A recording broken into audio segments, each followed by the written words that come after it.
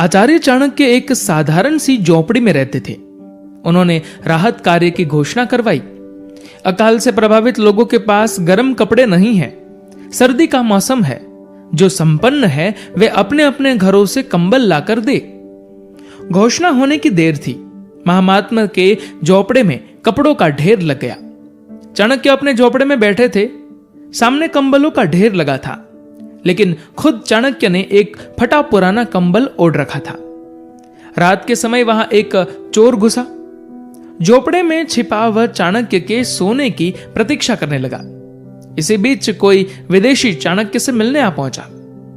चाणक्य को फटे पुराने कंबल में लिपटा देख उसने पूछा, सामने अच्छे अच्छे कंबलों का ढेर लगा है, फिर आपने इसे क्यों ओढ़ रखा है? चाणक्य ने कहा, वह जनता के लिए है, उसी के काम आएगा, मेरे लिए नहीं है। विदेशी यह सुनकर आश्चर्यचकित रह गया। लेकिन चोर को तो ऐसा सबक मिला कि उसने चोरी करनी ही छोड़ दी। जो लोग प्रशासन के हिस्से हैं, वे चाणक्य की इस कथा से कोई प्रेरणा ले, तभी हमारी स्वतंत्रता सार्थक होगी। अगर स्वतंत्रता के गीत गाते रहे और पुराने ढर्रे पर चलते रहे, तो इससे देश की नीतियों में बदलाव कैसे आएगा? मंत्रिमंडल में जो लोग आते हैं, उनका यह नैतिक दायित्व है कि वे अपने इस्पाती चरित्र से देश को नई दिशा दे। जनता की चारित्रिक दृढ़ता बढ़ाने के लिए जरूरी है कि नेतृत्व करने वाले लोगों का चरित्र उज्जवल रहे।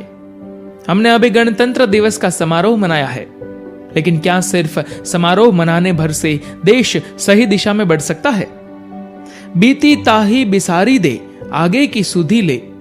जो बीत गया उसका भार ढोने की जरूरत नहीं है, लेकिन जो बचा हुआ है उसका उपयोग करना है। उसके लिए प्रतीक्षा करने की कोई जरूरत नहीं है। जो क्षण हाथ में है उसी को सार्थक करना है। इसके लिए आज से, अभी से नए संकल्प के साथ काम शुरू किया जाए। जीने की इच्छा और स्वतंत्र रहने की इच्छा, ये दो मूल वृत्तियां हैं। उस दिन जनता की खुशियों का कोई पार नहीं रहा होगा जिस दिन उसने स्वतंत्रता की पहली सांस ली। लेकिन जिस आजादी के लिए गांधी ने संघर्ष किया, जिस आजादी के लिए देश के अनेक नौजवान शहीद हो गए, भारतीय जनता को उस आजादी का सच्चा स्वाद नहीं मिला।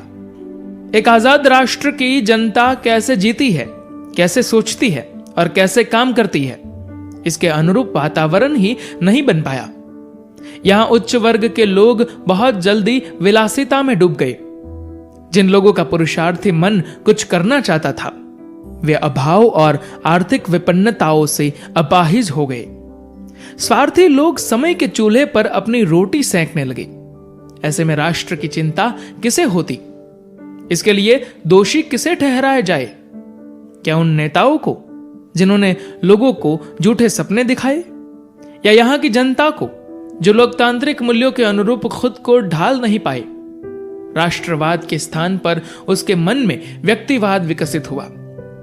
लेकिन किसी व्यक्ति या वर्ग पर दोष लगाने से तो कुछ होने वाला नहीं है, पर जरूरी है कि हम कुछ बातें समझ लें और खुद को भ्रम में न रखें। पहली बात यह है कि स्वप्न वैसा ही देखना चाहिए जो पूरा हो सके, जिसके अनुरूप पुरुषार्थ किया जा सके। कल्पना और आशा की अधिकता आदमी को भटका देती है। यथार्थ के ठोस धरातल पर कदम रखने वाला ही अपनी मंजिल तक पहुंच सकता है। इसके लिए भगवान बनने की धुन छोड़कर मनुष्य बनने का लक्ष्य सामने रखना चाहिए। मनुष्य बना रहे, इसके लिए छोटी छोटी सिर्फ 3 बातों का ध्यान रखें। हमारी दृष्टि सम्यक रहे, अर्थार्जन का साधन शुद्ध रहे, और हम अपव्यय तथा आडंबर से बचे रहे। धन्यवाद।